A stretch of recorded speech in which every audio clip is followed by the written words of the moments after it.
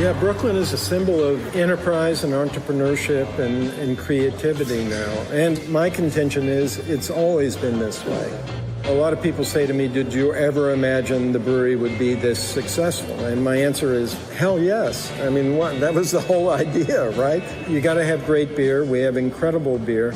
You got to have great design, and you got to have a lot of luck. You know, I don't know how many beers we've done since we started, but it must be in the hundreds. And that's an incredible testament to the creativity of Garret Oliver. I went to school for film, got out, and my best friend said, hey, I got a work permit, and I'm moving to London. You know, it's like, you want to move to London? I actually ended up working as a stage manager. I ran University of London Union. I was also falling in love with beer. I discovered there was this whole other world, and that beer was actually fascinating. And it was when I got back to the United States and found that we didn't have beer yet that I started brewing at home. Not because I was interested in making beer, I was brewing beer in order to have some beer. What hop is this? Let's see, we've got Summit, Palisade, Amarillo. It's nice. We're not doing like focus group, trying to figure out the mind of America. You know, we make stuff we like and then we go out and sell it. Yeah, exactly. When I got out of college, I had a degree in English. So I went to work for newspapers, and I got up in my head I wanted to cover a war. So I started studying Arabic and said I wanted to go to the Middle East. I was in Iran covering the revolution and the hostage crisis. I was abducted in Lebanon in 1980, a very nasty incident. I moved to Cairo. I was sitting behind President Sadat when he was assassinated. But when I was there, I met American diplomats who worked in Saudi Arabia, where they have Islamic law, no alcoholic beverages. And these guys were avid homebrewers, so I got into homebrewing.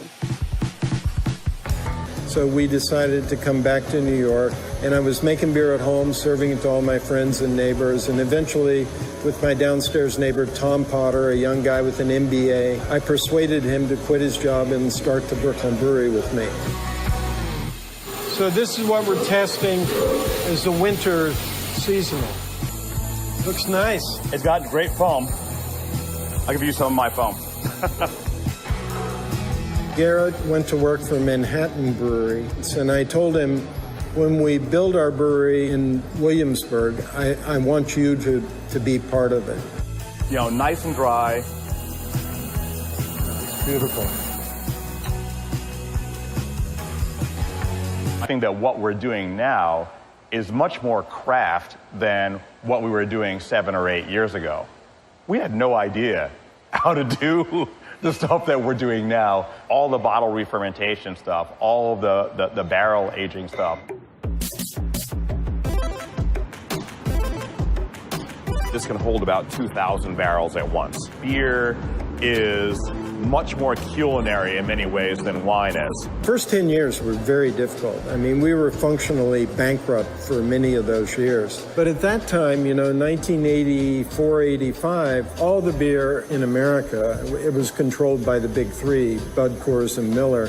The big breweries were getting bigger, and the regional breweries, the smaller breweries, were being run out of business. When I told Tom, you know, we should start a brewery in Brooklyn, he said, are you kidding? He had studied the beer industry.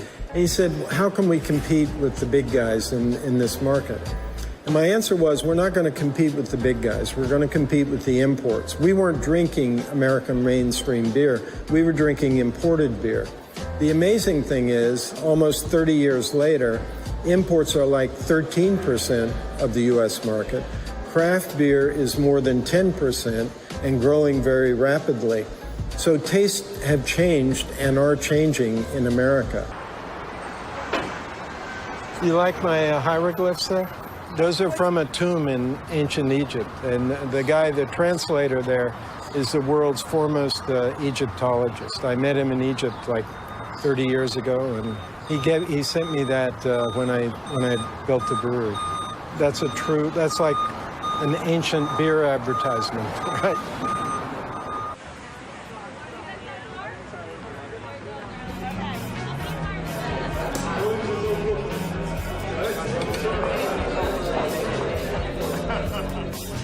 My name is Garret Oliver. I'm the brewmaster of Brooklyn Brewery. Welcome to Beer School.